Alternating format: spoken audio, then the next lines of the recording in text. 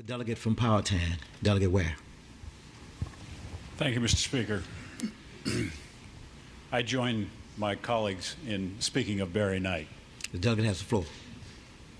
Barry's near neighbor in Virginia Beach, former Attorney General Jason Miyares, captured the big picture, citing Teddy Roosevelt's son, who, when his father passed, said this: "A great lion has passed." I'm not sure I've ever known a man of greater accomplishment or less pretense than Barry Knight.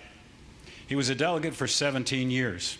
He served on the committees that have been alluded to, General Laws, Rules, ACNR, CCT, and on appropriations, where he loomed larger and larger into the role of chairman. It is somehow fitting that he entered eternity on budget weekend.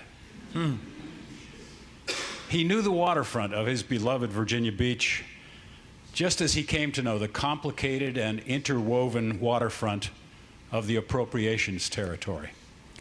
He came over time to an unparalleled command of its nuances.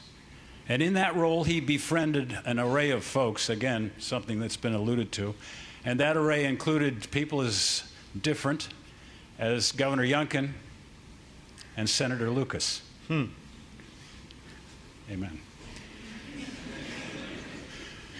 My first memory of Barry was him dropping his helicopter on a lawn at the 4-H Center at Smith Mountain Lake. He and Paula and their 3 boys were attending that year's legislative trail ride. He could make an entrance. He would show up in that helicopter later at my little Powhatan courthouse backyard for an event, and when he did, it became a modest Facebook sensation in my little corner of the world. But Barry could drive more than the helicopter. He could drive just about anything he sat in the seat of. He drove, as was mentioned, his Harley Davidson. He drove a fuel oil tanker, a semi-long haul truck, a bulldozer, an excavator. I can't even name some of the other things he drove. And what's interesting is the only one that he actually took lessons for was the helicopter.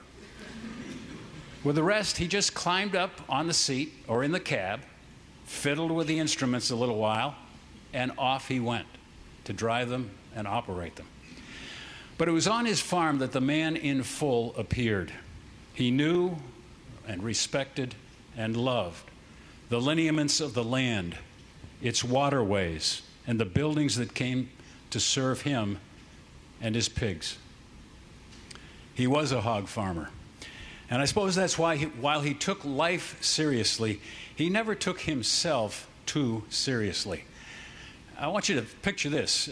You're at a reception, one of the receptions we go to around here, and a new acquaintance comes up to you and he asks, "What do you do for a living outside the General Assembly?" Hog farmer. Well, that's what it was for Barry.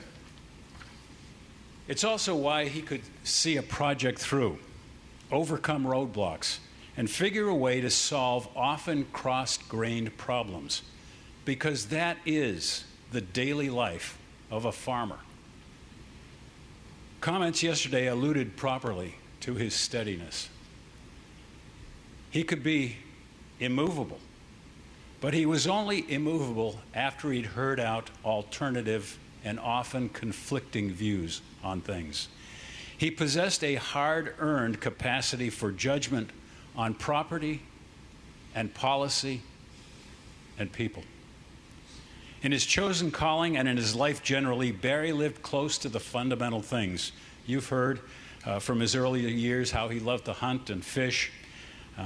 And although his later accomplishments allowed him to hunt and fish in far-flung places, from Marathon in the Florida Keys to Casco Bay near Portland, Maine, from the forests of Virginia to the fields of South Dakota.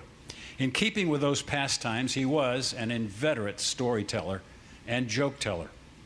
And sometime later we can talk about some of those. Though he would travel, he was born and remained a son of Pungo, a rural community in Virginia Beach whose location and his district's location are in the very furthest southeasternmost corner of this Commonwealth of Virginia. He did have to travel 5 miles to Creede to find Paula, and they were married together over 40 years. Together they raised 3 very impressive sons. I hope you have the chance to meet them along the way. And how many fathers do you know who've been asked to be the best man at their son's wedding?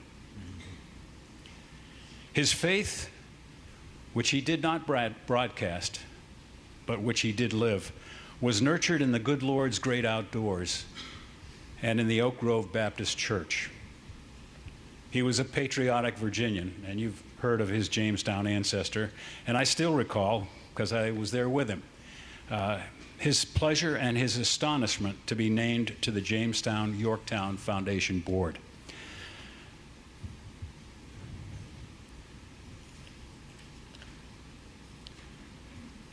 One of the greatest honors of my life has been to be Barry Knight's seatmate, which I have been for more than a decade, and to call him a friend.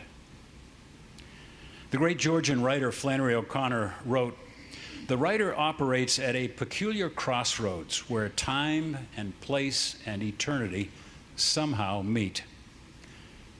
Miss Flannery's words also apply to the farmer, who operates at the peculiar crossroads where time and place and eternity somehow meet. Delegate Barry D. Knight entered eternity yesterday.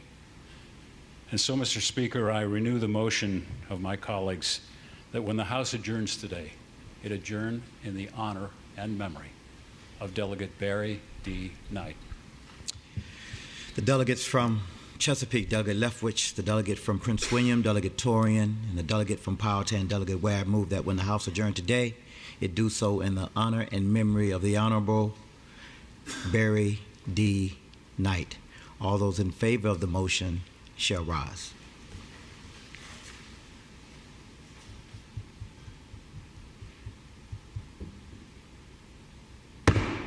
The motion is agreed to.